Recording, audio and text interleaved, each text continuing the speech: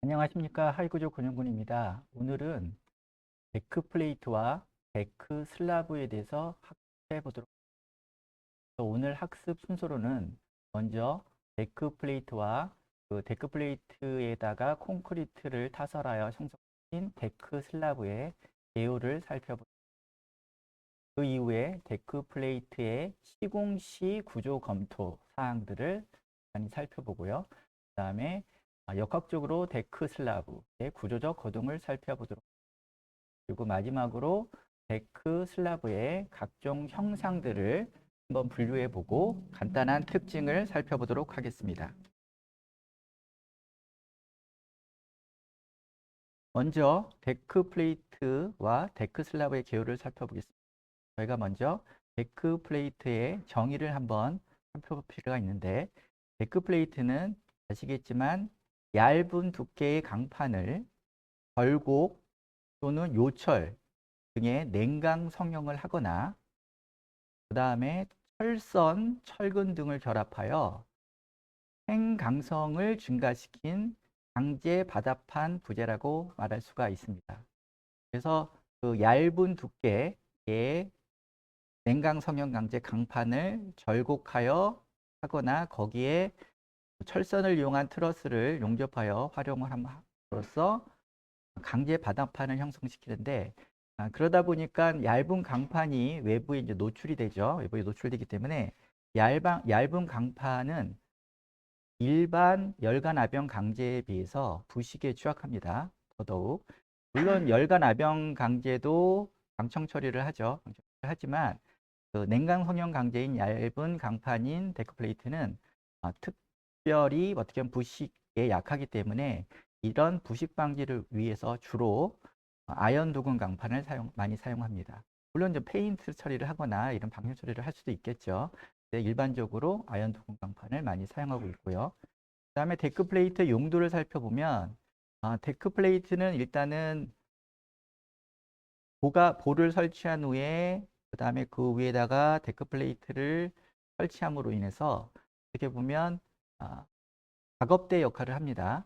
거기에 이제 사람들이 다니면서 활동을 하면서 움직이면서 작업을 할 수 있는 작업대의 역할을 하고, 또 그중에서도 콘크리트 타설 시에는 거푸집 역할을 담당하게 되죠. 거푸집 역할을 담당하고, 그다음에 콘크리트가 경화한 후에는 어떻게 보면 합성 슬라브로서 역할을 할 경우 하부 인장재로서의 구조적 역할을 담당할 수가 있습니다.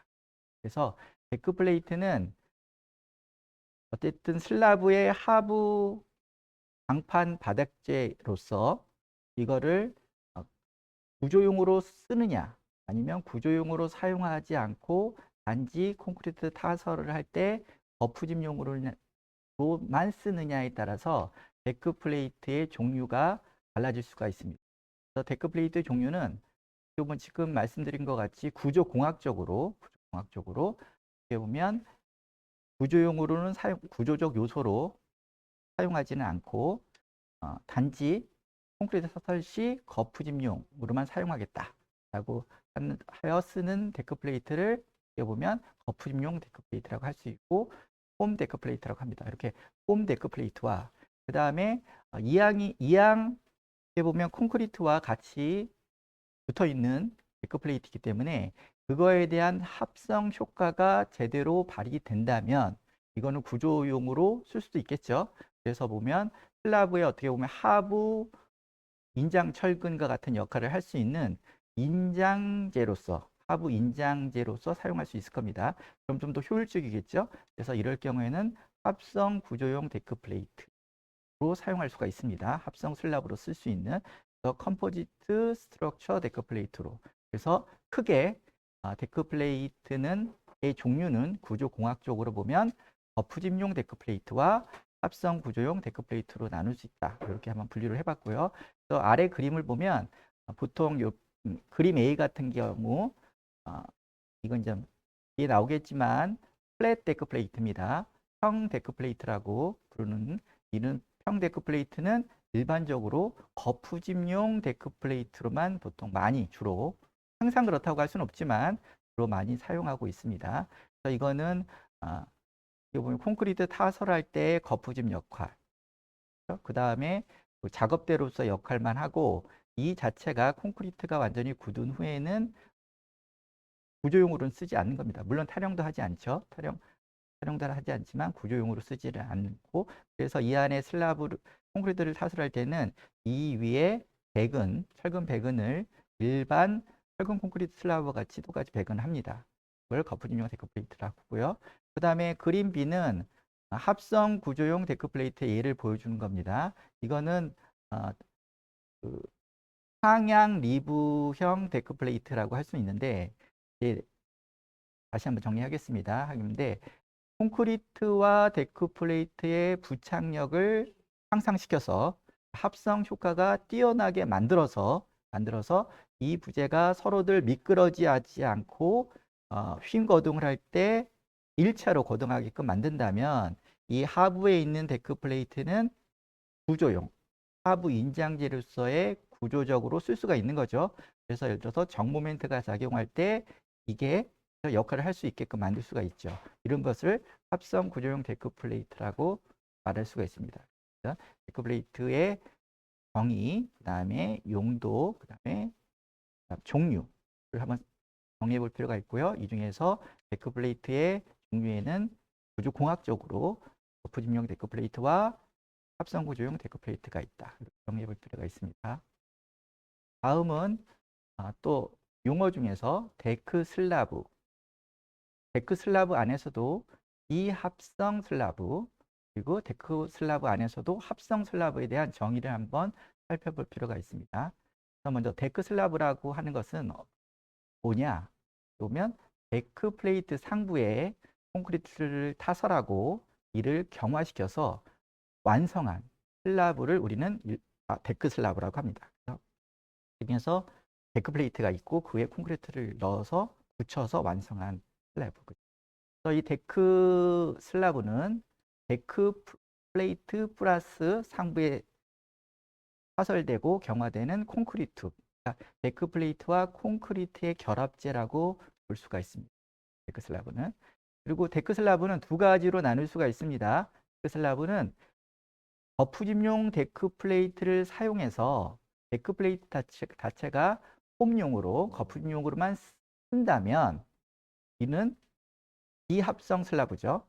그래서 데크 플레이트는 거푸집용 데크 플레이트를 사용한 비합성 슬라브와, 그리고 앞에서 말씀드렸듯이 합성 구조용 데크 플레이트를 사용하여 합성 슬라브로 구조용으로 효율적으로 쓰는 합성 슬라브로 구분할 수 있습니다. 그래서 데크 슬라브는 다시 정리를 하면 종류로서 비합성 슬라브와 그다음에 합성 슬라브로 나눌 수 있다. 이렇게 생각을 하시면 되고요. 여기서 합성 슬라브, 컴포지트 슬라브는 데크 슬라브 중에 한 갈래죠. 한 부류인데 합성 구조용 데크 플레이트가 사용되어 데크 플레이트를 하부 인장재로서의 구조적 역할을 하게 설계하는 슬라브를 말할 수 있습니다. 그래서 어떻게 보면 이제 합성용 데크 플레이트는 아래 그림도 있지만, 어떻게 보면 하부 인장재로서 역할을 할 수 있기 때문에, 어떻게 보면 때로는 슬라브의 하부 인장 철근을 넣지 않아도 되는 거죠.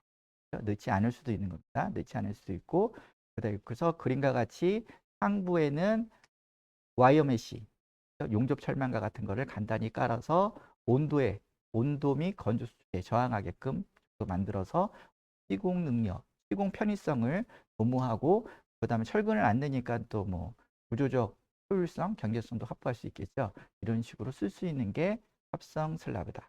근데 합성 슬라브는 합성용 데크 플레이트와 결합돼야 된다. 그렇죠? 그리고 이번에는 그래서 합성 슬라브와 비합성 슬라브를 또 한번 구분을 한번 더 해보겠습니다. 다시 정리를 계속 정리하고 있습니다. 용어 정리를. 일단 거푸집용 데크 플레이트를 이용한 비합성 슬라브는 어떤 조건을 만족해야 되냐? 구조 외적으로 현행 내화 기준에 의하면 그러니까 콘크리트 슬라브는 현행 내화 기준에 의하면 콘크리트 슬라브는 두께가 콘크리트 슬라브의 두께가 최소 100mm 이상을 확보해야 됩니다. 내화 기준상. 그렇기 때문에 그 앞에 그림을 한번 볼까요?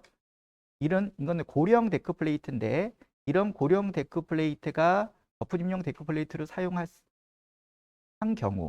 경우에는 이 적어도 이 안에 데크 플레이트 사용한 슬라브의 그 슬라브 두께가 100 이상을 확보해야 되는 거죠. 100 이상을 확보해야 되는데 이게 골 형태이기 때문에 위에 데크 플레이트가 쳐지면 여기 보면 깊은 그죠? 골 하부에 쳐지는 슬라브 두께는 두꺼워지고요.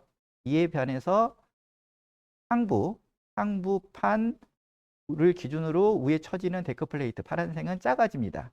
그런데 이제 내화 기준에 의하면 두께가 다를 경우에는 작은 두께 기준으로 내화 기준을 만족하도록 하고 있습니다. 그래서 파란색으로 쳐져 있는 상부면을 기준으로 위쪽의 두께 이거를 우리는 토핑 콘크리트라고 부릅니다. 그렇기 때문에 거푸집용으로 내화 기준을 또 인정받지 않은 비합성 슬라브는 현행 내화 기준에 의해서 토핑 콘크리트의 두께를 최소 100mm 이상 확보해야 된다는 제한 조건이 있습니다. 그러니까 이런 걸로 인해서 어떻게 보면 구조 내력과는 상관없이 내화 기준에 의해서 데크 플레이트를 사용한 비합성 슬라브의 두께가 두꺼워질 소지가 있다는 겁니다. 두꺼워질 소지가. 그 다음에 또 말씀드렸듯이 슬라브 속에 철근을 배치하여 철근 콘크리트 구조 기준에 의한 일반 슬라브로 설계를 진행을 합니다. 그렇죠? 진행을 해야 된다는 한번 체크해 볼 필요가 있고요. 또한 거푸집용 데크 플레이트를 이용한 합성 슬라브는 어떻게 보면 실질적으로 설치되는 하부 강판을 구조적 요소로 활용하지 않기 때문에 철근 배근도 필요하고요. 그리고 현행 내화 기준에 의하여 콘크리트 두께가 증가될 수도 있죠. 그래서 자중이 늘어나서 슬라브의 구조적 효율 및 시공 편의성이 저하될 수 있다는 겁니다. 이에 반하여 합성용 데크 플레이트를 이용한 합성 슬라브는 실질적으로 설치되는 하부 강판을 구조적 요소로 사용하기에 철근 배근이 필요 없을 수도 있죠. 그 다음에 넣더라도 아까 말씀드렸듯이 용접 철망, 와이어 메시 같은 거 최소한으로 설치될 수 있고, 그러니까 들어가는 철근을 완전히 배제할 수도 있고 또는 최소화시킬 수 있다는 거죠. 경직성을 확보할 수 있고. 그리고 이제 내화 성능을 실험을 해서 인정받는 경우에는 왜냐하면 철판이 바깥으로 노출돼 있잖아요. 그래서 내화 성능을 또 실험을 합니다. 실험해서 인정받는 경우는 내화 피복을 배제할 수가 있습니다. 그러니까 내화 뿜칠이나 또는 내화 페인트나 이런 걸 칠할 수가 없다는 거죠. 칠할 필요가 없다는 거죠. 그렇기 때문에 또 그걸로 인해서 또 경제성과 또 시공 편의성을 도모할 수가 있죠. 이런 거와 같이 슬라브의 구조적 효율을 꾀할 수 있기 때문에 합성 슬라브는 경제성, 공기 단축 등의 공사비 절감과 시공 편의성을 도모할 수가 있습니다. 그 다음에 또한 합성용 데크 플레이트를 이용한 합성 슬라브는 말씀드렸듯이 국가 인정기관의 시험과 연구를 통해 적절한 구조 성능을 확인하고 인정받아야 됩니다. 그리고 내화 실험까지 하게 되면 내화 실험에 대한 검증을 해야 된다는 거죠. 그러니까 아무 데크나 합성 효과가 발휘했다고 다 인정해 줄 수는 없잖아요. 그렇기 때문에 이런 개발되고 있는 합성용 데크 플레이트는 항상 국가 인정기관의 실험을 통해서 구조 성능 그리고 그 합성 효과가 제대로 발휘하고 있다는 거 또는 일체성 거동을 하고 있다는 것을 어떻게 보면 검증을 해야 된다는 거죠. 그래서 구조적 안전성과 내화 성능을 확인해야 됩니다. 그래서 검증 내용으로는 어떻게 보면 허용 무지주 경관, 그러니까 이 데크 플레이트가 허용할 수 있는, 그러니까 무지주, 동바리가 없이 데크 플레이트 또는 데크 슬라브가 거치되고 설치될 수 있는 이런 경관별 허용 하중이라든지 어느 정도 하중을 견딜 수 있다는 그런 검증. 그 다음에 그 내화 성능에 따른 토핑 콘크리트의 두께 같은 거. 그래서 다시 이제 설명을 하면 합성 슬라브 같은 경우는 위에 타핑 콘크리트, 그렇죠? 여기 상부에서 빨간색 타핑 콘크리트가 거푸집 같은 경우에는 100 이상을 확보해야 된다 그랬잖아요. 그렇기 때문에 그렇지만 이걸 내화 성능 인정을 받으려면 이 두께가 100을 이상 확보할 필요는 없습니다. 그래서 그동안 받았던 데크 플레이트는 이 타핑을 한 80cm, 8cm, 80mm 정도까지 해서 인증을 받은 걸로 알고 있습니다. 이런 것들 타핑 콘크리트의 두께에 따른 내화 성능을 이런 것들을 검증을 받아야 된다는 거죠. 이번에는 이제 데크 플레이트 또는 이제 데크 슬라브의 장점을 일반적인 장점을 살펴보도록 하겠습니다. 계속 말씀드린 내용이지만 한번 정리해 보겠습니다.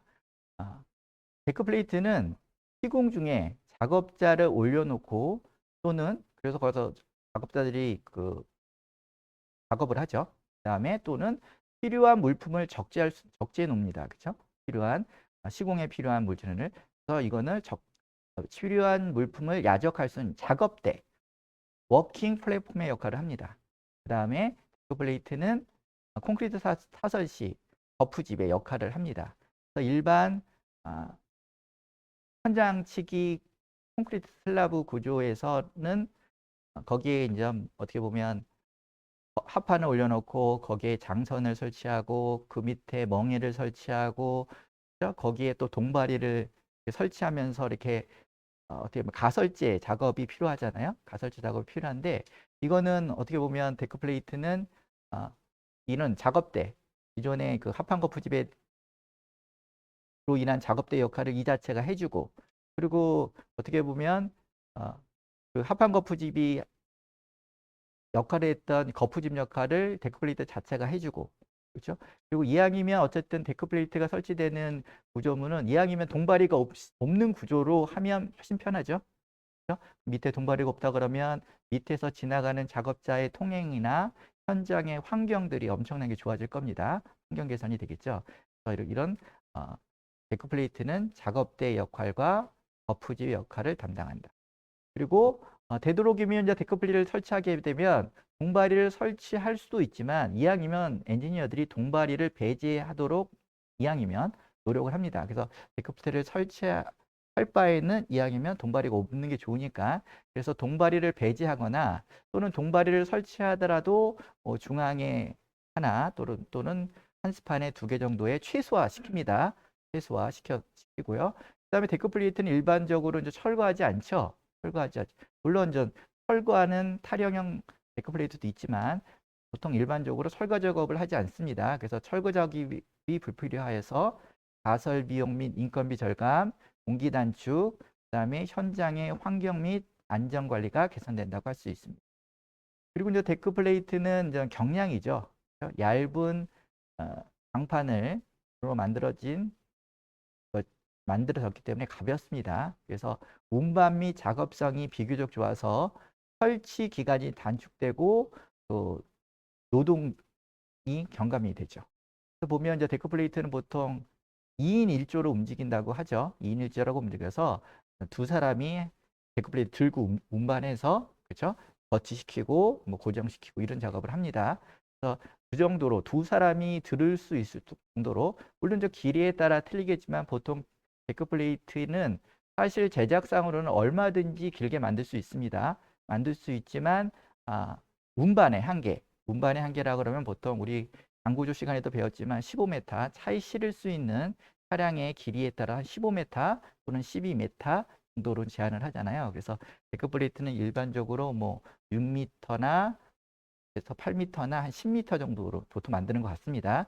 또 만약 길게 만들면 들 때 너무 무겁잖아요. 두 사람이 들 때. 그렇기 때문에 그런 무게를 감안해서 길이를 조정하고 있습니다. 그리고 제작 과정에서 그 폭이나 이런 무게를 또 검증을 합니다. 그리고 데크 플레이트는 강구조나 합성 구조에서는 콘크리트 구조와는 달리 어떻게 보면 기둥과 보안은 별도로 설치가 되죠. 그렇죠? 그리고 이기 때문에 파설된 콘크리트 슬라브가 정화할 때까지 기다릴 필요가 없이 후속 공사를 진행할 수 있어서 공기 단축에 기여합니다. 그러니까 예를 들어서 일반 철근 콘크리트 구조는 버프집을 짜서 그다음에 기둥과 보와 슬라브를 한꺼번에 보통 이제 콘크리트 타설을 하죠. 일반적으로 보면. 물론 이제 기둥을 먼저 타설하고 보와 슬라브를 나중에 타설하는 경우도 물론 있지만요. 이런 식으로 타설을 해서 어떻게 보면 일반적으로 보와 콘크리트 슬라브는 같이 타설하는 게 일반적입니다. 철근 콘크리트 구조에서는. 그러다 보니까 다음 상부 작업을 하려면 순차적으로 올라가야 돼요. 그렇죠? 밑에 바닥재를 콘크리트 타설해서 굳은 후에 또 위에 올리고 이런 순차적으로 좀 올라가야 되는데 강구조와 합성구조는 그럴 필요가 없죠. 왜냐하면 볼을 설치하는 거와 데크플레이트를 이용한 콘크리트 슬랍을 치는 게 별도의 과정이기 때문에 그렇기 때문에 어떻게 보면 기둥을 쭉 올려놓고 상부로 많이 올려놓고 그 다음에 먼저 하부부터 그 그렇죠? 철골보나 합성보를 만들어 오고 그래서 계속 올라가면 됩니다. 그리고 또 그 후속 작업으로 밑에서부터 또 데크 플레이트를 설치하면서 콘크리트 타설할 수 있고 그렇죠? 그렇기 때문에 어떻게 보면 공기를 단축할 수 있는 장점이 있습니다. 공법에 따라서 다르겠지만 물론 그리고 합성 슬라브의 경우에는 계속 말씀드리지만 하부 인장재로서 역할을 하여 정 모멘트에 대한 힘 저항 능력을 증가시킴으로써 구조적 효율성을 높이고 그다음에 하부 주철근이 필요하지 않으며 그러므로 인해서 공사비 저감과 공기 단축에 기여할 수 있습니다.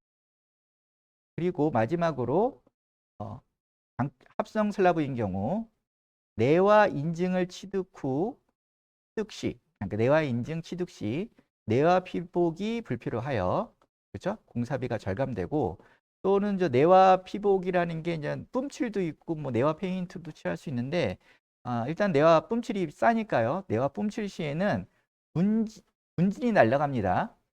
분진이 발생을 해요. 그래서 그 미세한 분진이 발생해서 예를 들어서 반도체 공장, 정밀기계 제작 공장 같은 데서는 못 쓰게 합니다. 뿜칠 같은 경우. 왜냐면 그 뿜칠로 인해서 그의 분진들이 날리잖아요. 그게 정밀기계 만드는 과정에서 반도체나 이런 데 들어가면 불량품이 나올 수 있잖아요. 그렇죠? 때문에 절대 사용하지 못하게 합니다. 그런데 또 그렇다고 또 네와 페인트를 칠하게 되면 또 어떤 단점이 있죠? 네와 페인트가 또 좀 비싸죠. 내화 분칠보다는 뭐 이런 단점들이 있습니다. 그런데 이렇게 내화 인증을 받게 되면 그렇죠? 합성 슬라브가 가지고 보면 그런 거를 필요가 없고 아까 말씀드렸듯이 파핑 콘크리트도 얇게 할 수 있고 여러 가지 장점이 있다고 할 수 있습니다. 다음은 데크 플레이트와 데크 슬라브의 단점을 이번에 알아볼게요. 단점은 앞에서도 계속 얘기했지만 데크 플레이트와 데크 슬라브는 제품별 종류가 많습니다. 제품별 종류가 많기 때문에 제품별로 어떻게 보면 데크 플레이트의 형상의 종류, 그다음에 그 제품별로 어떻게 보면 허용 하중과 그리고 하중 저항 능력 이런 것들이 다 달라요. 그래서 그리고 그렇기 때문에 동바리의 유무에 따라 동바리를 설치하는 경우, 설치하지 않는 경우, 안 하는 게 가장 좋죠. 유무에 따라서 허용할 수 있는 경관과 허용 하중 등이 각 제품마다 다릅니다. 그래서 어떻게 보면 반드시 구조 설계를 해야 되고요. 또 현장에서는 그만한 또 현장 관리를 충분히 해야 된다는 거죠. 그래서 요즘에 공개되는 슬라브들이 있죠. 매스컴을 보면 그런 것들이 의외로 어떻게 보면 현장 관리 또는 구조 설계에서의 체크가 이루어지지 않는 경우에 붕괴 사고가 일어난 경우가 많습니다. 예를 들어서 뭐 데크 플레이트는 일반적으로 보면 동바리가 필요 없이 설치하는 그렇죠? 바닥판이라고 사람들이 인식을 해서 실제로 설계에서는 동바리를 설치하도록 하고 있지만 현장에서는 이걸 모르고 일반적으로 데크 플레이트를 동바리를 설치하지 않으니까 안 하고 치다가 또 무너뜨리고 그렇죠? 뭐 이런 식의 실수가 사실은 잦습니다. 그래서 데크 플레이트는 동바리를 설치 않는 경우가 일반적이지만 간혹 그렇죠? 동바리를 설치할 수 있다. 이런 거에 대한 구조 설계와 현장에서의 그 체크, 그렇죠? 동바리를 설치하는 게끔 설계가 되어 있는지, 동바리가 있어야 되는 건지, 뭐 이런 것들을 체크를 해서 그거에 맞게 현장 시공 및 관리를 해야 되겠죠. 그 다음에 단점으로는 어쨌든 외부 환경에 노출된 강판이기 때문에 부식, 그렇죠? 내와 문제가 발생할 수 있어서 적절한 농막이 및 내와 피복이 필요합니다. 그렇죠? 이걸 안 하려면 어떻게 한다고요? 합성 구조용 데크 플레이트, 합성 슬랍으로서 인증을 받으면 되죠. 그렇죠? 그리고 또 단점으로는 하부가 강판으로 덮여져 있어서 어떻게 보면 그 하부에서 쳐다보면 균열, 콘크리트 균열, 그다음에 콘크리트 손상 부위, 그리고 뭐 누수가 등의 검사와 보수가 어렵습니다. 그러니까 물이 새더라도 이게 이제 밑에 데크 플레이트가 이렇게 덮여 있지 않으면 어쨌든 물이 떨어지는 곳이 보이죠. 그리고 그 부분은 아무래도 크랙이 발생했을 거고, 그러면 그 부분을 보수를 하면 됩니다. 그죠? 균열 보수를 하면 되는데, 밑에 데크 플레이트가 깔려 있으면 어느 부분에서 물이 똑똑똑 떨어져도 그 부분에서 크랙이 발생해서 누수가 발생했다고 보기가 어렵죠. 왜냐하면 이제 그 데크 플레이트가 강판을 따라서 흘러다니잖아요. 그리고 그 균열도 보이지 않기 때문에 어떻게 합니까? 균열 보수를 하려면 그 플레이트를 그쵸? 띄어내야 보수하는 수밖에 없잖아요. 그러니까 이런 어려움이 있습니다. 그렇기 때문에 이제 데크 플레이트를 이용한 슬라브는 그 누수 위험이 있는 그 외기에 노출되어 있는 지붕이라든지 또는 아파트 지하 주차장 상부 같은 경우 이렇게 누수의 위험이 있는 곳에는 요즘에는 쓰지를 않죠. 그렇죠? 쓰지를 않거나 이런 탈형 거푸집, 탈형 데크 플레이트, 그러니까 데크 플레이트를 나중에 탈형하는 형태가 있습니다. 그러니까 탈형 데크 플레이트를 사용합니다. 그렇죠? 일반 거푸집을 사용해서 설치를 하거나 이런 것들이 있다. 그다음에 데크 플레이트 형상과 종류가 다양해서 어떻게 보면 구조 설계 기준의 표준화가 좀 어렵죠. 데크 플레이트 종류가 많다 보니까. 그래서 각 제품별 실험, 해석을 통하여 안전성, 사용성, 공법 등의 검증이 필요하다고 할 수 있습니다. 그다음에 합성 슬라브 및 별도의 내화 피복이 없는 내화 인증을 위해서는 공인내 기관의 인증이 필요하며 이에 따라서 실험과 연구 비용이 필요하게 됩니다. 그러니까 초기 투자비, 초기 연구비가 또 필요하게 되죠. 근데 요즘에 우리나라의 이제 시스템을 보면 약간 좀 잘못된 거라고 저는 판단하는데, 이런 내화 인증도 처음에 개발돼서 한번 인증을 받았더라도 몇 년 지나면 또 다시 인증을 받아야 되는, 검증을 받아야 되는 이런 게 이제 규칙으로 돼 있어요. 내화 인증을 받을 때 어떻게 보면 영구적인 내화 인증이 아니라 기간에 대한 제한이 있습니다. 그러다 보니까 개발자 입장에서는 그 내화 인증을 받기 위해서 실험하고 그러려면 많은 비용이 들어가는데 그게 계속 주기적으로 들어가는 거죠. 그러다 보면 이제 개발자의 그 어떻게 보면 의욕이 이제 꺾이는 거죠. 그래서 이왕 어떻게 보면 좋은 슬라브로 데크 플레이트를 좋게 활용하기 위해서 합성 슬라브 또는 내화 피복이 필요 없는 성능이 좋은 데크 플레이트로 개발을 했는데 주기적으로 계속 돈이 들어간다고 하면 그렇죠? 개발 의욕이 꺾이죠. 그렇기 때문에 현실적으로 보면 예전에 데크 플레이트 합성 슬라브로서 또는 합성용 데크 플레이트 인정을 받고 이런 실험을 통해서 내화 인증까지 받아놨던 데크 플레이트조차도 최근에는 인증 갱신을 안 하죠. 안 하고 그냥 거푸집으로 쓰는 경우가 솔직히 현실입니다. 이런 거가 좀 제도적으로 조금 그렇죠? 개선이 돼야지 앞으로 이제 합성 슬라브 또는 합성용 데크 플레이트 개발자들이 더더욱 그렇죠? 의욕을 갖고 시장에 뛰어들고 개발을 할 텐데 그게 좀 아쉬운 게 좀 아쉽습니다. 아쉽고요. 아쉬운 게 또 현실이고요.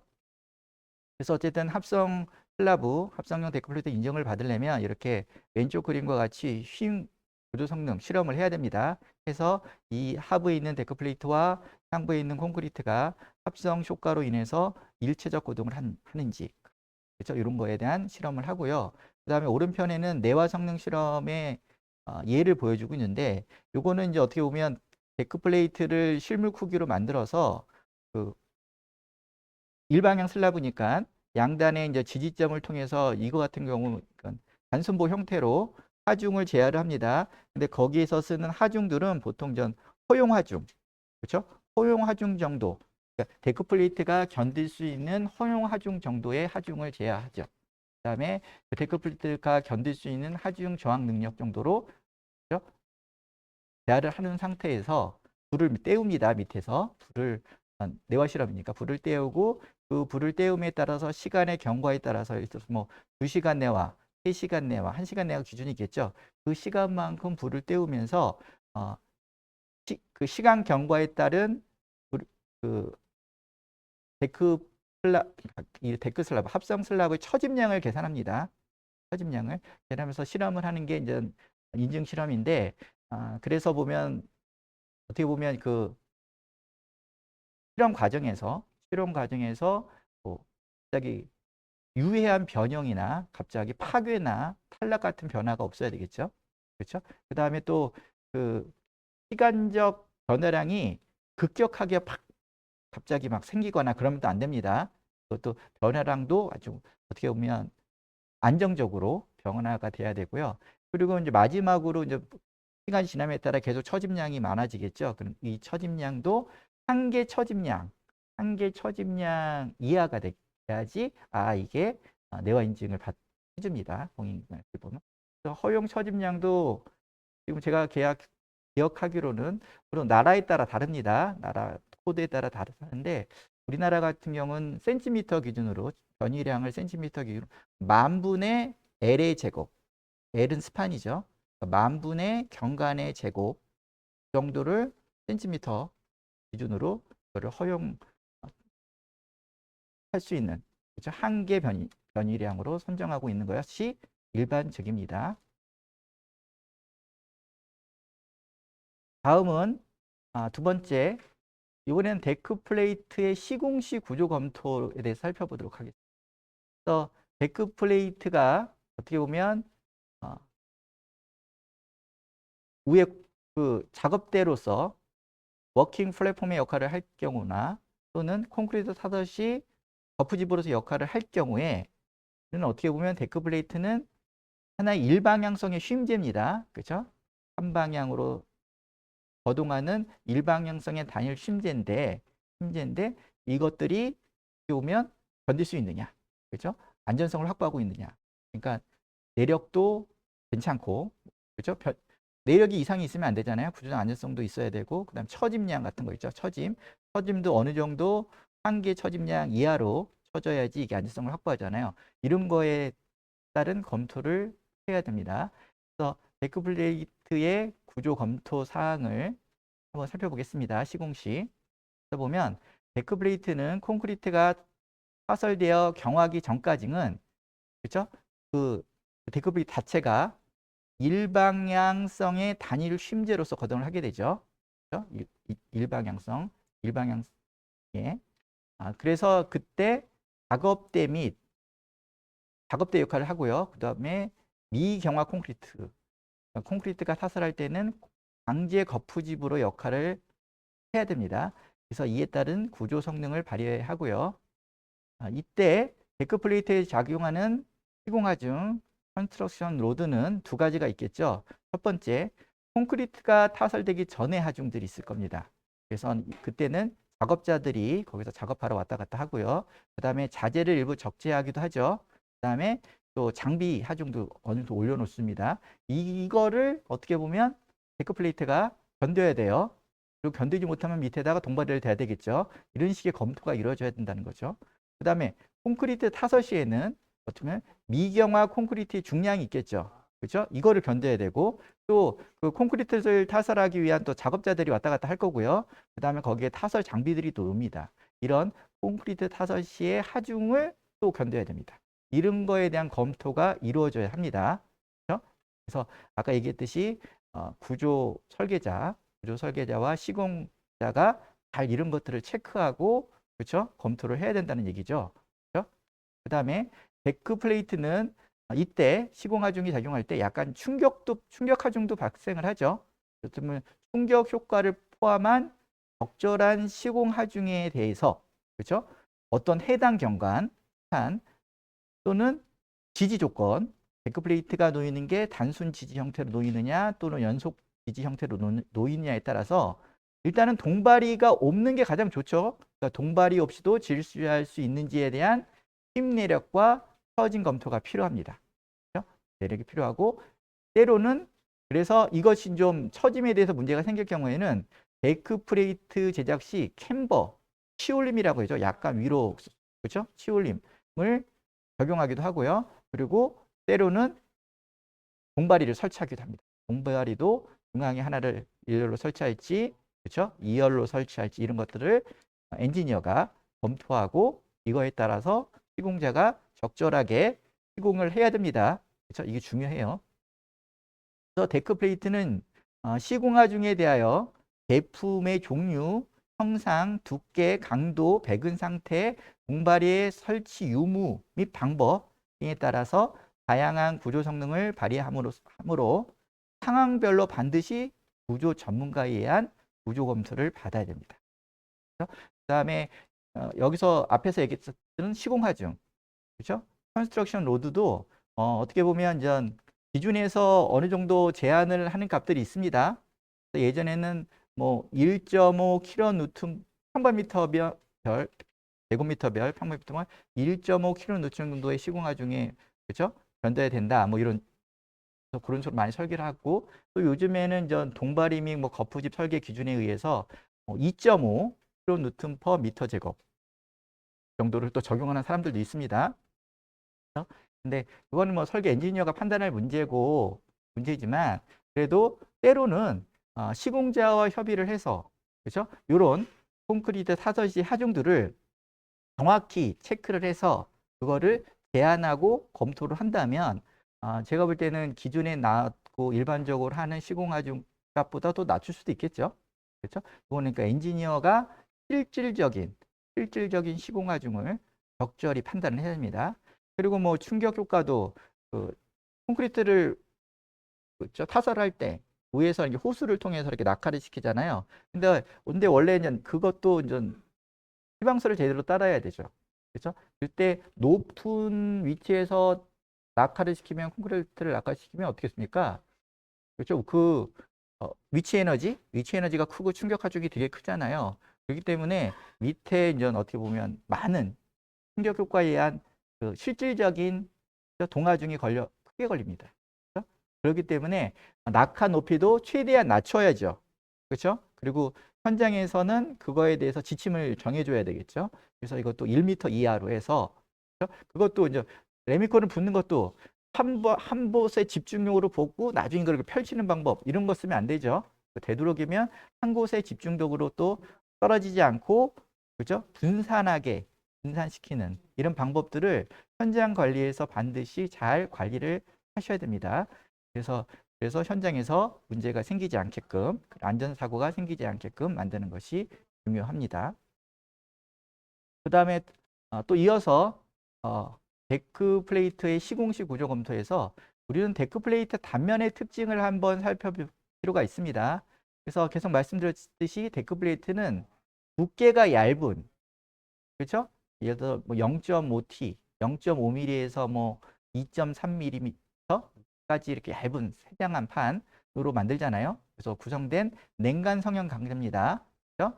롤을 통해 가지고 얇은 판재를 롤을 쭉 피면서 그렇죠? 여러 개의 압연기를 거치면서 차곡차곡 일정 형태로 접어가는 거죠.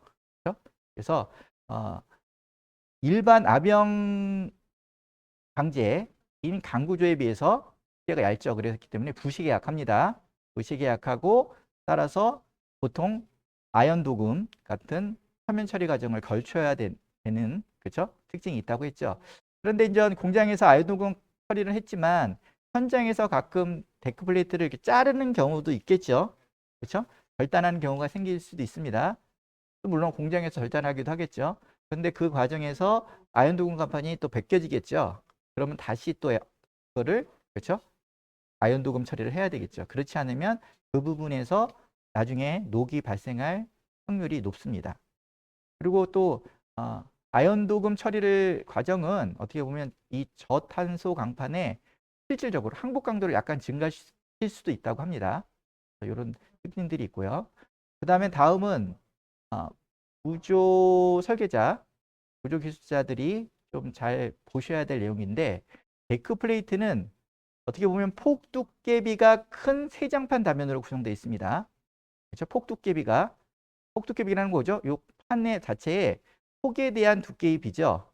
그렇죠? 그래서 여기 열간 아병 강제 같은 경우에는 강제로 만든 뭐 HB 같은 경우에는 그 폭두께비 제한을 하죠.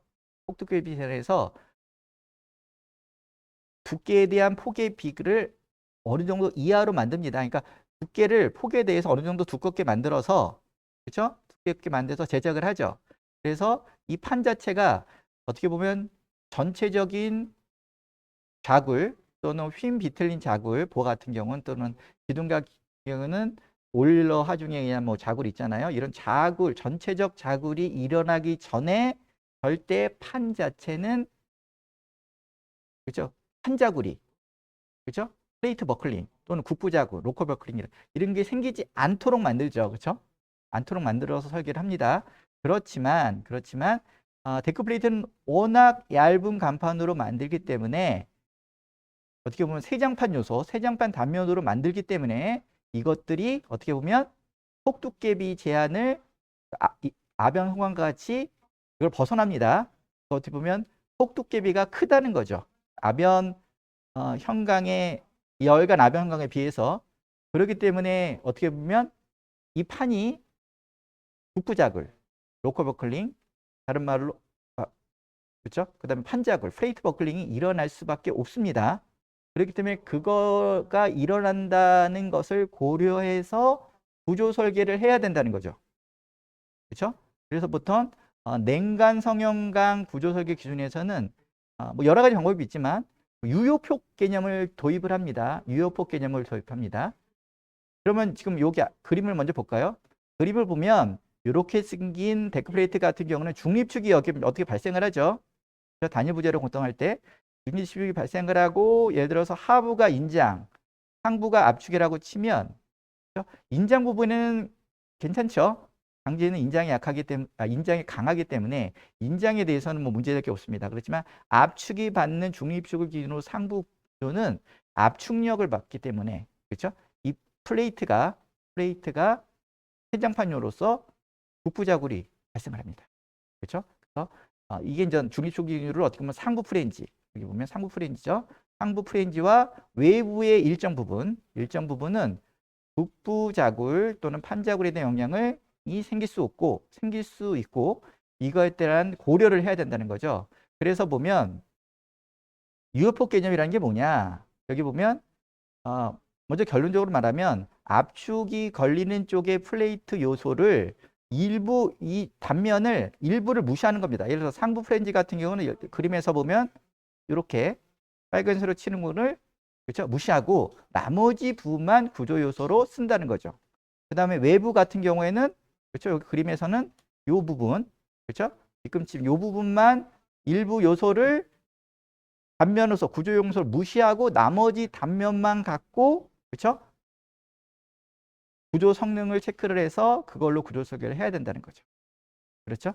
오른쪽에는 좀 더 그림이 자세히 나와 있는데 이거는 데크 플레이트 상부 프렌지의 유효폭 개념을 나타낸 겁니다. 그래서 상부 프렌지 같은 경우에는 압축 능력을 그렇죠? 오로지 받죠. 풀로 균등한 압축력을 받게 됩니다. 균등한 압축력을 받게 되면 이 플레이트가 어떻게 보면 플레이트 버클링 그렇죠? 국부자굴이 발생을 하죠. 그런데 이거는 일반 우리가 글로벌 버클링하고 다른 거는 압축을 받을 때 이 상부 프렌지에 되는 요소는 어디에 지지가 되어 있죠? 외부 쪽에 지지가 되어 있습니다. 그렇죠? 외부가 상부 프렌지를 구속을 하고 있어요. 그렇죠? 구속을 하고 있습니다. 이게 다른 거죠. 그래서 보통 보면 이 구속도 고정으로 구속되어 있느냐 또는 단순 지지로 구속되어 있느냐 뭐 이런 거에 따라 틀리겠지만 보통 우리가 여기는 기준에서는 단순 지지로 그렇죠? 심플로 양쪽이 심플로 고정된 상태에서 균등한 압축 능력을 받는다고 보수적으로 합니다. 생각을 하는데 그 경우에 이 판이 오일러 공식의 오일러 이론에 의한 그 자굴과 같이 판자굴이 일어납니다. 판자굴이 어떤 공유를 통해서 전체 로컬 버클링도 마찬가지지만 1차 모드에 대한 거동, 그렇죠? 자굴, 2차 모드에 대한 자굴, 뭐 3차 모드에 대한 자굴, 여러 가지 모드에 대한 자굴을 하는데 이 상태도 양쪽에 핀핀이라는 지지 조건이 있을 뿐이지 이 판은 여러 차 모드의 형태로 자굴을 하게 됩니다. 그래서 이런 버클링이 일어난 후의 효과, 이걸 포스트 버클링이라고 해요. 포스트 버클링 효과를 고려를 해서, 그렇죠?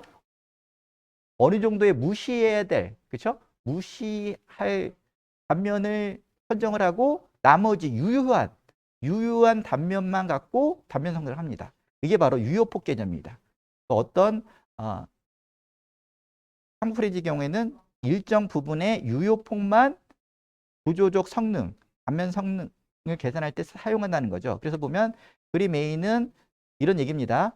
상부 프렌즈 같은 경우는 순수하게 균일한 압축을 받고 있고 양쪽이 외부로 인한 심플 지지, 단순 지지가 되어 있는 상태에서 자굴의 형태를 띄는데 이런 경우에는 그림 B와 같이 어떻게 되죠? 강성이 큰 쪽에 외부에 가까운 쪽에는 응력이 크게 발생하고 그 다음에 외부와 좀 멀리 떨어져 있는 중앙부는 응력이 적게 발생을 하잖아요. 그렇죠? 힘을 제대로 저항 능력이 없다는 거죠. 그래서 이거를 그림 뭐죠? B와 같이 그렇죠? 일정 부의 중앙부 부분에 응력을 적게 받는 왜냐면 버클링으로 인해서 로컬 버클링, 스테이트 버클링 이로 인해서 이걸 빼고 나머지 부분만 유효한 단면으로 봐서 유효폭을 결정한다. 이런 개념입니다. 이런 얘기를 뭐 나중에 할 기회가 있으면 좀 더 심도 있게 해볼 예정입니다. 그리고 외부 같은 경우는 다행히 프렌즈보다는 어떻게 하죠? 좀 상황이 좋습니다. 왜냐하면 외부 같은 경우는 중립축을 기준으로 일단은 하부 쪽은 인장이 걸리기 때문에 별 버클링에 대한 염려가 없는데 일부 상부만 압축이 걸리죠. 압축응력이. 그리고 압축응력도 어떻게 보면 뭐 역학적으로 아시겠지만 어떻게 되죠? 이렇게 외부의 입장에서 보면 여기에서 외부 입장에서 보면 응력이 여기가 중립축이라고 하면 그렇죠? 중립축을 기준으로 응력이 어떻게 되죠? 이런 식으로 해서 연단으로 갈수록 큰 응력이 그렇죠? 중앙부는 작은 응력이 걸리잖아요. 그러니까 외부 같은 경우, 이 그림 같은 경우도 요 상부가 걸리는 외부도 이런 형태, 그렇죠? 오른쪽 같은 변형도가 걸리기 때문에, 그렇죠? 오로지 풀로 압축력이 걸리는 상부 프렌즈에 비해서는 유리합니다. 그렇죠? 유리해서 유효폭을 계산할 때, 그렇죠? 계산할 때 좀 유리한 면이 있습니다. 그러니까 무시되는 단면이 작아지죠. 그렇죠? 작아지죠. 그리고 그래서 보면 뭐 상황마다 다르겠지만 실질적으로 이런 고령 데크플레이트 같은 경우에는 보통 높이를 75나 50을 많이 쓰거든요. 그렇죠? 50mm나 75mm의 고령 데크플레이트가 주로 많이 쓰는데 일반 고령 데크플레이트는 그러면 보통 여기는 단면 결손이 없습니다. 왜냐면 높이가 낮잖아요.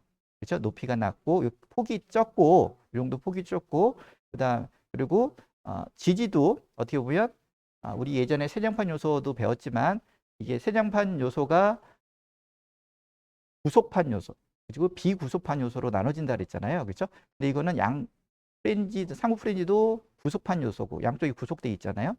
외부에서. 그리고 외부도 상부 프렌즈와 하부 프렌즈로 또 구속되어 있잖아요. 그래서 구속판 요소입니다. 구속판 요소의 형태를 띠고 있어서 보통 이제 그리고 1.2T나 1.6T 뭐 이런 걸 많이 사용하기 때문에 실제로 계산해 보면 무시되는 단면이 외부는 그렇죠? 75 높이나 75mm나 50mm 정도는 시간 높이가 거의 안 생기는 경우가 많습니다. 그래서 근데 상부 프렌즈는 생기죠. 상부 프렌즈는 생깁니다. 그래서 이제 상부 프렌즈 같은 경우 특별하게 유효폭 개념을 그렇죠? 잘 계산을 해서 적용을 해야 되죠. 적용을 해야 됩니다. 그래서 보면 전 데크플레이트의 단면 성능 상전 시 유효라는 말을 씁니다. 유효 단면 2차 모멘트 IE, I 이펙트, 유효 단면 2차 모멘트나 또는 유효 탄성 단면 개수 S, 단면 개수도 탄성 단면 개수하고 저기 소성 단면 계수가 있잖아요. 그렇죠? 또 보통 이제 탄성적 거동을 하는 탄성 단면 계수 중에서 유효한 거. 유효하다는 것은 뭐죠? 유효폭 개념이 포함되어 있는, 그렇죠? SEFF를 사용해야 됩니다. 그래서 데크 플레이트의 이제 그 제품별 카탈로그들을 보면 그 각 제품별로 이렇게 단면 2차 모멘트나 단면 배수를 판정해서 제시를 해줍니다. 근데 거기에서 자세히 살펴보면 거기에 이제 IE나 뭐 SE, 뭐 ZE 이렇게 E라는 거를 표시가 되는데 이게 뭐를 뜻하냐? 유효 단면 2차 모멘트 또는 유효 탄성 단면 계수를 갖고 선정했다는 얘기입니다. 이런 것도 어떻게 보면 구조 엔지니어들이 좀 잘 알고 또는 이제 연구자들이 잘 알고 연구를 하거나 그렇죠? 설계를 할 때 잘 적용해야 됩니다. 놓칠 수가 있어요. 어쨌든 세정판 요소이기 때문에. 그렇죠? 이번에는 데크 슬라브의 구조적 거동에 대해서 살펴보도록 하겠습니다. 그래서 일단 합성 슬라브의 파괴 유형에 대해서 한번 살펴볼게요. 합성 슬라브라는 건 어떻게 하죠? 데크 플레이트와 상부에 있는 콘크리트가 일체로 거동하고 합성 효과를 발휘해서 일체도 거동한다는 거죠. 그러니까 그런 조건 하에는 어떻게 파괴되느냐를 먼저 살펴보면 어떻게 보면 데크 슬라브는 그러면 합성 슬라브도 있지만 비합성 슬라브도 있다 그랬죠. 그러니까 비합성 슬라브의 파괴 거동도 예측할 수 있겠죠. 그래서 보면 합성 슬라브의 파괴 유형은 세 가지가 있습니다. 특히 이제 실험이나 연구에 의하면 단순보 형태의 일방향 합성 슬라브의 전형적인 파괴 유형을 다음과 같이 분류를 하고 있는데 첫 번째, 가장 많이 파괴되는 형태인데 이게 뭐냐면 수평 전단 파괴입니다. 수평 전단 파괴. 영어로 뭐 shear debonding failure라고 할 수도 있고 horizontal shear failure라고 부를 수도 있겠죠. 이것들이 어떻게 파괴되냐면 밑에 그림을 보겠습니다. 밑에 그림을 보면 밑에 합성 슬라브를 예를 들어서 단순 지지 형태로 놓고 그 다음에 쉐어스판 개념으로 해서 이점 가력을 했을 때 어떻게가 파괴되느냐 이겁니다. 그랬을 경우에는 보통 그림에서 보는 것 같이 단부 쪽에 엔드 슬립, 단부 미끄럼이 발생을 합니다. 미끄럼이 발생했다는 것은 뭐냐? 하부에 있는 데크 플레이트와 상부에 있는 콘크리트가 서로 미끄러졌다는 얘기입니다. 미끄러진다는 것은 합성 효과를 상실했다는 의미죠. 그렇죠? 상실했다는 의미입니다. 그래서 어떻게 보면 완전 합성 효과의 상실을 가져오면서 파괴가 되는데 그 파괴의 진행 사항을 살펴보면 먼저 수평 전단 파괴는 이 가력점 부근에서 하인장 균열이 발생합니다. 하인장 균열, 파괴 균열들이 물론 쉰균열도 되겠죠. 균형들이 발생을 하고 일단 균열이 발생했다는 것은 어떻게 보면 데크 플레이트와 상부에 있는 콘크리트의 일체성이 어느 정도 손상이 입었다는 거죠. 그렇죠? 손상이 있고 이런 균열을 통한 손상이 점점점 진행되면서 두 번째 데크 플레이트와 콘크리트의 부착력이 서서히 상실하게 됩니다. 그렇죠? 상실하게 되고 그러다가 어느 순간에 단부가 완전 상실이 되면서 엔드 슬립이 발생합니다. 그렇죠? 그래서 단부의 미끄러짐을 엔드 슬립이라고 하죠. 실험을 해보면 엔드 슬립이 발생하고 이 엔드 슬립이 완전히 발생한 후에 어떻게 보면 그 다음에는 데크 플레이트의 합성 효과가 이제 상실이 된 거죠. 그래서 데크 플레이트의 단독 단일 심재로서 그러니까 위에 있는 콘크리트가 어떻게 보면 구조적 역할을 못하고 그냥 하중으로서만 역할을 하는 거죠. 그냥 무게를, 그렇죠? 하중으로서만 역할을 하는. 그래서 오로지 나머지는 데크 플레이트 강제가 단일 심재로서 이제 지지를 하고 있는 거죠. 그러면서 압축을 받는 데크 플레이트의 상부 프레인지와 외부가 그렇죠? 플레이트 버클링, 판자굴, 로컬 버클링을 통해서 파괴되는 형태로 순서를 거치면서 파괴되는 게 수평 전단 파괴입니다. 이 경우가 어떻게 보면 좀 제일 많다고 할 수 있죠. 실험을 해보면 이런 파괴 유형이 있고요. 두 번째 파괴 유형은 수직 전단 파괴입니다. 뭐 수직, vertical shear failure라고 하기도 하고요. 그 다음에 이면 전단 파괴 같이 뭐 shear punching failure라고도 부르기도 합니다. 이런 같은 경우에는 어떻게 전단 파괴에 가까운 거죠. 전단 파괴에 가까운 건데 이런 경우에는 그 피어스판 전단 경관이라는 게 뭐죠 앞에? 이게 요 단부서부터 요 가력점까지 요 사이 거리 그렇죠? 요거를 피어스판이라고 부릅니다. 여기 이거와 오른쪽도 똑같죠. 이런 걸 피어스판인데 이런 전단 경관이 작은 경우로 해서 실험할 경우에는 집중 하중 및 또는 선형 가력점 부근에서 두 균열이 진행되고 그 진행이 갑작스럽게 발생하면서 파괴되는 전단 파괴, 그러니까 퀘어 펠류가 발생합니다.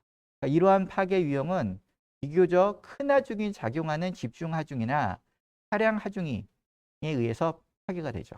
그래서 이런 것들은 참고로 이런 전단 파괴와 관련된 거는 예전에 여기 보면 철근 콘크리트 부재의 전단 설계라는 동영상 강의가 있는데 이때 전단 파괴에 대한 여러 가지 종류에 대해서 설명드린 적이 있습니다. 그거를 살펴보시면 됩니다. 그렇죠? 이거를 좀 더 공부하기를 원하시면 그 다음에 또 휨 파괴가 있습니다. 휨 파괴는 어떻게 보면 가장 좋은 거죠. 아까 같이 앞에 미끄럼이 발생하지 않으면서 그렇죠? 일체적 거동으로서 파괴되는 휨 파괴. 그렇죠? 휨 파괴. 그래서 보면 이런 경우에는 장경관 슬라브 그리고 전단 경관이 큰 경우 그래서 합성 효과가 완전히 상실하는 그 전후쯤 그 근처에서 최대 휨 모멘트에서 휨에 의해서 부분 또는 완전 소성 상태가 발생하면서 파괴되는 전형적인 휨 파괴 이런 것을 휨 파괴 프랙처 페일리어라고 합니다. 그래서 그 거동도 살펴보면 균형 상태 강제비라는 게 있습니다. 균형 상태 강제비. 그러니까 어떻게 보면 이제 철근 콘크리트 구조에서 예전에 철근 콘크리트 보의 휨 설계라는 동영상 강의에서 그렇죠? 한번 설명을 드렸습니다. 그래서 이거에 대해서 좀 뭐 공부하시기를 원하시는 분은 살펴보시면 좀 더 이해가 편할 텐데 여기서 저희가 뭐라고 얘기했냐면 균형 상태 철근비죠. 여기는 철근 콘크리트 구조니까 철근비라는 용어를 사용했고 균형 상태라는 것은 어떻게 보면 인장 철근이 하부에 있다고 보면 하부에 있는 인장 철근이 항복함과 동시에 상부에 있는 연단에 있는 압축 연단에 있는 콘크리트가 동시에 파괴됐을 때를 그렇죠? 이거를 균형 상태 철근비라고 했습니다. 근데 여기는 이제 용어 자체를 균형 상태 강제비라고 쓴 거는 철근이 들어가는 게 아니라 데크 플레이트가 이 역할을 하는 거니까 그렇죠?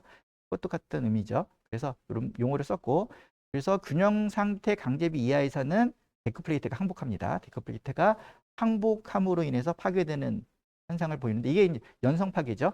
가장 바람직한 파괴를 말하는 거고 그런데 균형 상태 이상의 철근 강제비가 많이 들어갔어. 그러니까 데크 플레이트의 강제량이 많아. 그러면 그렇다고 좋은 건 아니죠. 그럴 경우에는 콘크리트의 악괴, 상부 쪽에 콘크리트가 그죠 먼저 파괴됨으로써 악괴되는 그럼 요럴 때는 약간 취성 파괴에 가깝게 되죠. 그렇죠. 어쨌든 이런 현상이 실험을 하면 나타난다는 겁니다.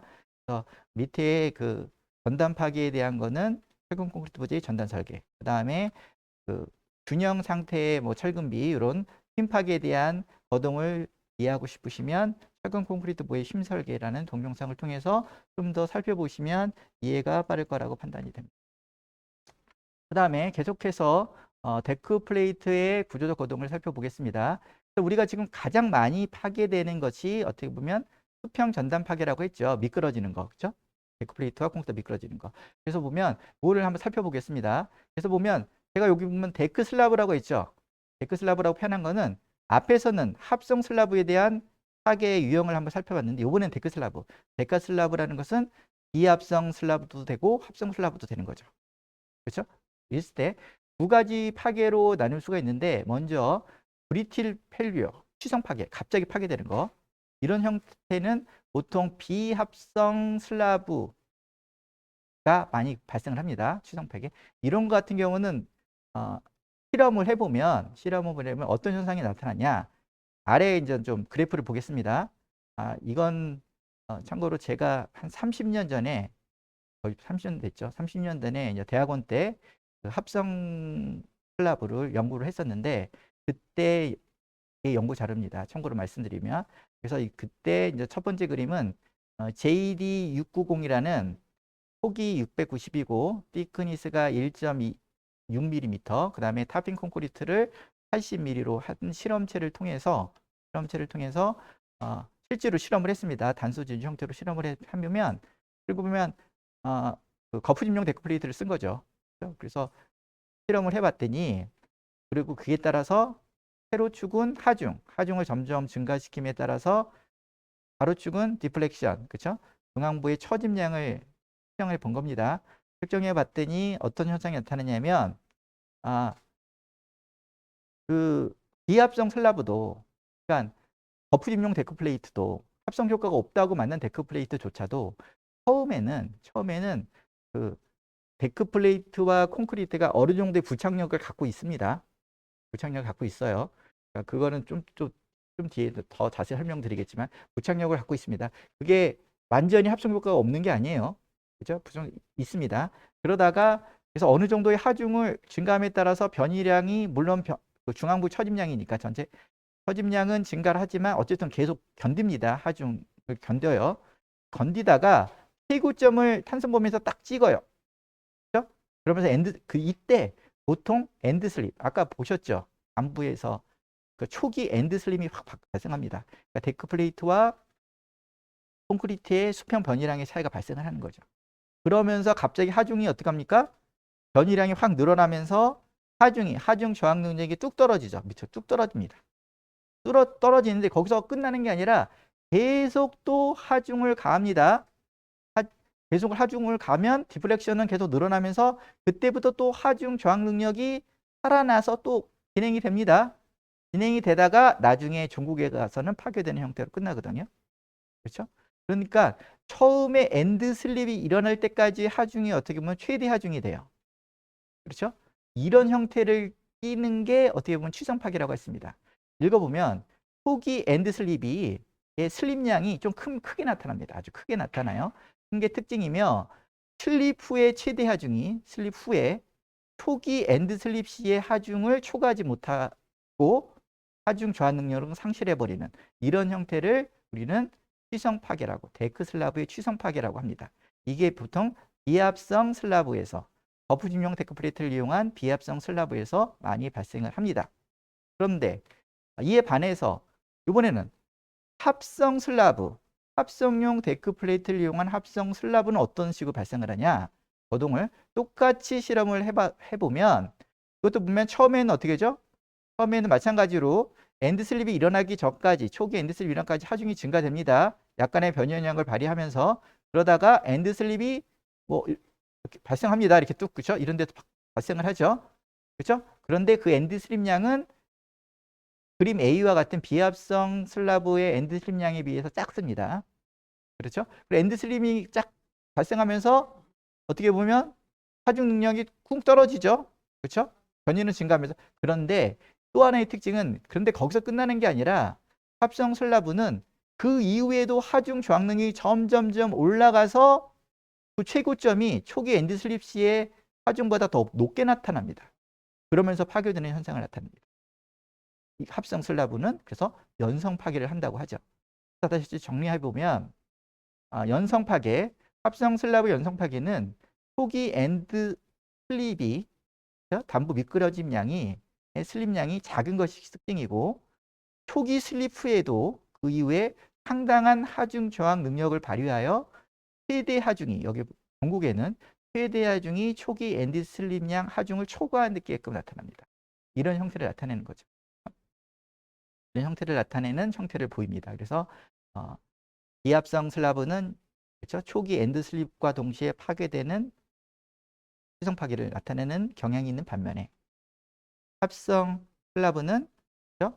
초기 슬립 후에도 나중에 더 많은 하중 저항 능력을 발휘하면서 그렇죠? 파괴되는 형상, 연속 능력이 뛰어난 구조적 거동을 나타낸다는 거 한번 체크해 볼 필요가 있습니다. 그리고 좀 더 구체적으로 얘기하면 그러면 이런 수평 전당력, 그럼 과연 뭐 때문에 저항력을 발휘하고 또 저항력을 상실하느냐를 한번 체크해 볼 필요가 있죠. 그래서 보면 데크 슬라브에 보면 전단 부착력을 한번 고찰해 보게 하겠습니다. 그래서 데크 슬라브의 합성 효과는 콘크리트와 데크 슬라브 간의 전단 부착력에 의해서 규명되죠. 그렇죠? 그래서 데크 슬라브와 콘크리트 간의 전단 부착력의 종류를 저는 저 세 가지로 한번 분류해 봤습니다. 그래서 먼저 화학적 부착력, 케미컬 본드 레지스턴스라고 이제 표현해 봤는데, 이건 뭐냐면 데크 플레이트에 있던 콘크리트를 붓잖아요. 근데 콘크리트의 성능 중에서 시멘트가 있잖아요. 그렇죠? 시멘트는 어떤 역할을 한다 그랬죠? 콘크리트 안에서도 접착제로서 역할을 한다 그랬잖아요. 그렇죠? 그렇기 때문에 콘크리트 안에 있는 시멘트 페이스트가 데크 플레이트의 접착력 역할을 해서 접착제로서 역할을 하죠. 그래서 데크 플레이트에 시멘트 페이스트가 접착력이 작용하게 되죠. 그래서 그거로 인해서 발생하는 저항력이 있다는 거죠. 그렇죠? 그래서 그 시멘트의 화학적 부착력, 그렇죠? 본드력으로 인한 것을 저는 화학적 부착력이라고 표현했고, 근데 이런 화학적 부착력은 단점이 충격 하중이나 반복 하중에 쉽게 파괴되는 단점이 있습니다. 그렇죠? 그래서 보면 앞에서 제가 실험을 하면서 초기 엔드 슬립이 발생을 했다 그랬잖아요. 그 초기 엔드 슬립에 어떻게 보면 그나마 여러 가지 그 전단 부착력의 저항력 중에서 이런 본드력, 화학적 부착력이 어느 정도 그 엔드 슬립의 시점을 결정했다고 봅니다. 그런데 이게 엔드 슬립이 딱 발생하자마자 어떻게 해요? 좀 갑자기 미끄러지면서 충격 하중이 발생을 했죠. 그렇죠? 충격력이 발생합니다. 그리고 같이 충격 하중이 발생하니까 퉁하고 칠 거 아니에요. 그렇죠? 갑자기. 그러면서 이제 그때 이제 화학적 부착력이 상실하게 되는 거죠. 그렇죠? 그런데 그 이후에는 합성 슬라브 같은 경우는 더 많은 하중 저항력이 생긴다 그랬죠? 그 원인은 또 다른 전단 부착력이 있기 때문입니다. 그렇죠? 그 중에 하나가 마찰 저항력. 그렇죠? 프랙셔널 리스넌스. 이거는 뭐냐면 데크 플레이트와 콘크리트의 마찰면이 있을 거 아니에요? 마찰변에 물리학적으로 수직 항력, 누르는 심과 그 사이의 마찰 계수의 비례해서 그렇죠? 구조체에 작용하는 수평 전단력에 저항하는 심. 그렇죠? 이거를 마찰 저항력. 그러니까 마찰 저항력이라는 게 있겠죠. 그다음에 또 하나는 기계적 저항력, 미케니컬 리스넌스라고 표현했는데, 이거는 데크 플레이트에 특히 합성용 데크 플레이트는 뭐가 있죠? 뭐가 있다 그랬죠? 엠보싱, 그렇죠? 요철, 작은 골, 그 다음에 구속 리브, 락킹 리브, 그 다음에 하부판 돌기, 그렇죠? 때로는 강제 앵커를 담부에 설치할 수도 있고요. 그 다음에 뭐 미끄럼 방지근을 통해서 데크 플레이트 상단에 그 철근을 용접할 수도 있겠죠. 이런 것 등을 설치해서 데크 플레이트와 콘크리트의 맞물림 작용, 인터락킹 액션, 그렇죠? 인터락킹 액션들이 발생하겠죠. 그걸로 인해서 발생하는 저항력을 우리는 기계적 저항력이라고 부를 수 있습니다. 그렇죠? 이런 저항력을 세 가지로 분류를 했고, 2번 마찰 저항력과 기계적 저항력을 합쳐서 물리적 저항력이라고 부착력이라고 부를 수 있겠죠. 물리적 부착. 여기 보면 화학적 부착력에 반대되는 개념으로, 그렇죠? 이런 저항력이 있다고 봅니다. 그래서 보면 앞에 실험에서 보면 그 합성 슬라브는 초기 슬립 후에도 이렇게 더 많은 하중 그 저항력을 발휘한 거는 그 이후부터는 역할을 한 거는 뭐죠? 물리적 저항력, 기계적 저항력과 마찰 저항력의 힘이라고 할 수가 있겠죠. 그렇죠? 힘이라고 할 수 있습니다. 이해할 수 있고요. 그래서 보면 그럼 이런 거를 통해서 합성 효과가 뛰어난 합성 슬라브의 개발을 어떻게 할 거냐? 이거에 대해서 우리는 고찰해 볼 필요가 있습니다. 그래서 이제 그동안 그 연구 개발 또는 개발된 프로젝트를 보면 국내에서 그동안 개발되어 구조 및 내화 성능에 대한 인증을 받았던 합성 슬라브들을 보면 아래 그림과 같은 슬라브들인데 일반적으로 보면 두께가 좀 두꺼운 걸 썼습니다. 두께가 1.2T에서 1.6T, 1.2mm에서 1.6mm의 그 범위 내에서의 데크 플레이트 강판의 두께를 많이 썼어요. 그리고 당연히 합성 구조용 데크 플레이트를 썼겠죠. 그리고 그런데 이 형상도 보면 첫 번째 그림과 같이 고령 데크 플레이트가 많이 사용됐습니다. 그러면 고령 데크 플레이트를 이용한 합성 슬라브, 를 많이 쓰고, 그 다음에 두 번째, 이거를 이제 뒤에 정리를 하겠지만 상향 리브 데크 플레이트라고 저는 정의를 했습니다. 그러니까 보면 하부의 평판을 기준으로 상향 위로 뭔가 돌출된 리브가 있잖아요, 그렇죠? 이런 상향으로 리브가 돌출된 형태의 데크 플레이트들이 합성 슬라브로서 많이 개발돼. 상향 리브 데크 플레이트를 이용한 경우가 많았죠. 3번 그림 C도 마찬가지입니다. 이거는 리브 형태가 다를 뿐이지 상향 리브 데프트를 쓴 거죠. 그런데 여기는 그죠? 콘크리트를 섬유 보강 콘크리트를 이용해서 대래 이제 뭐 와이어 메쉬조차도 안 쓴 거죠. 용접 철망도 안 쓴 거죠. 이렇게 그런 것들이 그동안 연구되고 개발되고 있던 걸로 알고 있는데 이것들이 많이 사용됐고, 또한 특징으로는 합성 구조용 데크 플레이트는 이런 것 밑에 그림 같은 건 엠보싱, 그러니까 기계적 저항력을 높이는 아까 기계적 부착력 높이는 엠보싱이 뭐죠? 그 엠보싱 그렇죠? 철판에 튀어나와 있는 작은 돌기라고 하나요? 그렇죠? 이런 엠보싱을 설치를 하고 그 엠보싱의 형태, 크기 이런 거에 따라 또 부착력의 형태가 달라지겠죠. 그렇죠? 그 다음에 요철이라는 것은 뭐죠? 뜻이 오목과 그러니까 볼록대 튀어나온 부분과 움푹 들어가는 부분들이 이제 같이 있는 걸 요철이라고 하죠. 이런 요철들.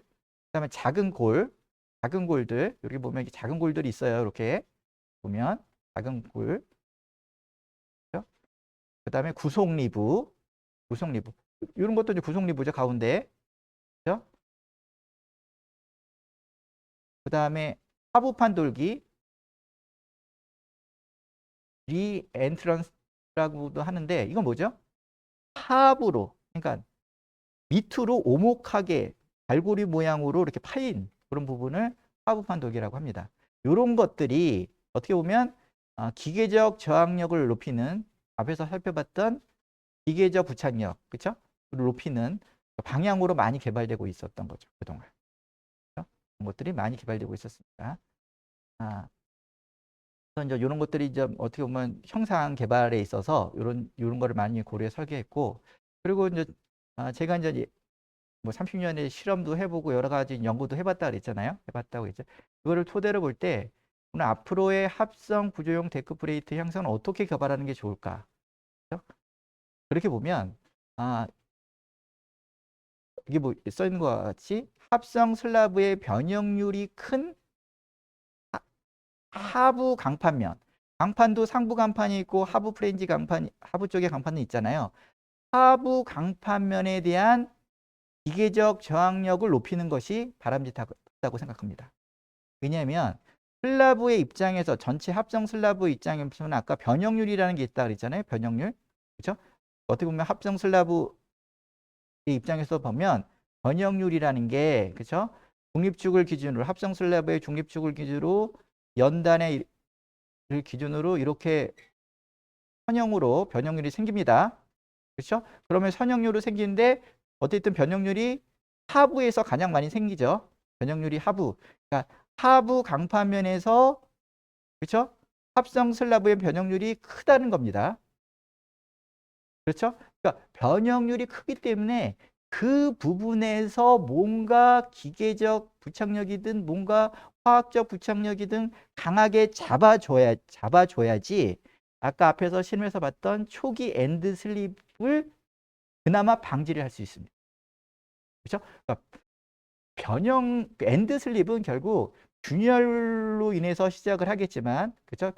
초기 균열로 인한 합성 효과의 상실부터 생기겠지만, 그렇죠? 생기겠지만 그거에 대한 저항 능력은 아무래도 변형 능력이 큰, 어떻게 보면 하부 강판 면에서 뭔가 그래서 미끄러지려고 더더욱 애를 쓸 겁니다. 그렇죠? 그렇기 때문에 그 변형률이 큰 부분에 그 기계적 부착력 같은 것들을 강화시키면 초기 엔드 슬립량을 줄일 수 있기 때문에 결국에는 그죠? 합성 효과를 더 증진시킬 수 있다는 거죠. 그리고 그거에 따른 힘 저항 능력을 더 증진시킬 수 있다는 겁니다. 그래서 저는 연구를 하면서 그때 논문을 쓰면서 이런 결론을 냈었죠. 이런 결론을 냈었고, 그 다음에 또 하나는 어쨌든 합성 슬라브로서의 거동은 합성 슬라브 대비 강제량이라면 데크 플레이트의 강제량이죠. 그 중에서도 데크 플레이트 강제량의 중앙부 도심이 있을 거 아니에요. 그 도심이 하부로 내려갈수록 하향 조정될수록 효율적이라는 것을 발견했습니다. 하부로. 이거는 뭐죠? 우리가 슬라브든 그다음에 당근보든 예전에 공부를 했지만 UOD, 유효 깊이라는 게 있잖아요. 그렇죠? 유효 깊이가 크면 클수록 어떻게 되죠? 힘 저항 능력이 크잖아요. 그렇죠? 이런 개념입니다. 그렇기 때문에 어떻게 보면 이 데크 플레이트의 도심이 합성 슬라브를 기준으로 하부에 있을수록, 그렇죠? 어떻게 보면 그 합성 슬라브로서의 효율이 높아지는, 그렇죠? 이런 경향이 있다고 봅니다. 그러니까 이런 거를 통해서 여러분들이 합성 슬라브 또는 합성 데크 플레이트를 개발할 때, 그렇죠? 생각을 하면서, 그렇죠? 그러면서 형상 개발을 하면 좋을 거라고 판단이 됩니다. 이번에는 마지막으로 데크 플레이트의 형상에 대해서 간단히 살펴보겠습니다. 그래서 데크 플레이트의 형상, 이 사장은 사실 다음 시간에 좀 더 구체적으로 살펴볼 예정입니다. 그래서 오늘은 간단히, 그렇죠? 큰 줄기에서의 정의와 분류만 한번 간단히 살펴보도록 하겠습니다. 그래서 먼저 저는 데크 플레이트의 형상별 종류를 다음과 같이 나눴습니다. 제 입장에서 제가 생각하기에는. 그래서 어떻게 나눴냐면, 일단 고령 데크 플레이트, 이렇게 골 모양으로 생겼죠. 그렇죠? 다 아는 골 모양으로 생긴 고령 데크 플레이트를 하나 나눴고요. 그 다음에 두 번째 형 데크 플레이트. 형 데크 플레이트는, 그러니까 데크 플레이트의 상부에서 쳐다봤을 때, 내려다봤을 때 평평하잖아요. 그래서 이거를 평 데크 플레이트, 영어로 플랫 데크 플레이트라고 하죠. 평 데크 플레이트 이런 종류가 있다. 골 데크 플레이트와 평 데크 플레이트 종류가 있고, 또 세 번째로 상향 돌출형 데크 플레이트. 그러니까 데크 플레이트, 하부판의 데크 플레이트는 평한데 그거를 기준으로 위로 돌출되어 있다. 그래서 돌출되어 있는데 그게 상향으로 리브가 돌출되어 있으면, 이렇게 그림에 같이 상향으로 리브가 돌출되어 있으면 상향 리브 데크 플레이트.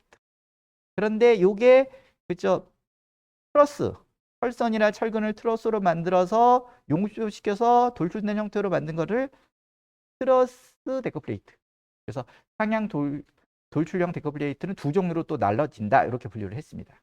그리고 나머지는 이런 데크 플레이트를 조합해서 만들 수 있는 조합형 데크 플레이트. 그러니까 그림 같은 경우는 어떻게 보면 고령 데크 플레이트에다가 안에 요 트러스 데크 플레이트에 트러스를 집어넣어서 용접시켜서 만든 형태, 이걸 조합형 데크 플레이트라고 했죠. 일단은 저렇게 네 가지로 분류를 한번 해봤습니다. 그리고 이 큰 네 가지 분류, 고령 데크 플레이트, 형 데크 플레이트, 상향 돌출형 데크 플레이트, 조합형 데크 플레이트 안에서도 고령 데크 플레이트는 또 네 가지 종류로 나눠 봤습니다. 그 중에 하나가 고령 거푸집용 데크 플레이트, 또 하나는 고령 합성 구조용 데크 플레이트, 그리고 또 하나는 고령 셀루럴 데크 플레이트, 그리고 또 하나는 네 번째는 고령 추미 큰 데크 플레이트로 나눠 봤습니다. 요거는, 그리고 앞에서 얘기했듯이 상향 돌출형 데크 플레이트는 상향 리브 데크 플레이트와 트러스 데크 플레이트 또 하나 나눴다고 했죠. 살펴보겠습니다. 그래서 먼저 정의만 한번 살펴볼게요. 고령 데크 플레이트는 아시겠지만 강판을 절곡시켜서 또는 요철 등을 가해서 요철 등이 냉각 성형으로 만든 일방향 절판 구조 형식의 데크 플레이트. 그렇죠? 일방향 데크 플레이트에, 그렇죠? 그러니까 일방형으로만 지지가 되는 거죠. 이 골의 지각 방향으로는 지지가 안 되는 형태의 데크 플레이트였죠. 그래서 이 고령 데크 플레이트를 네 가지 종류로 나눴다 그랬죠. 그렇죠? 이렇게 나눴고, 그래서 이제 이런 고령 데크 플레이트는 다른 말로도 부릅니다. 요각형 데크 플레이트라고도 부릅니다. 요각이라는 거는 90도보다 크고 180보다 작은, 그렇죠? 각을 형성시키고, 그런데 여기 보면 이렇게 그 각도가 상부에서 쳐다보면 그렇죠? 다 그렇잖아요. 90도보다 크고 180도보다 작은 요각형 데크플레이트라고도 부르고요. 요철형 데크플레이트라고도 부릅니다. 요철은 아까 얘기했듯이 볼록볼록 그렇죠? 있는 거 그렇죠?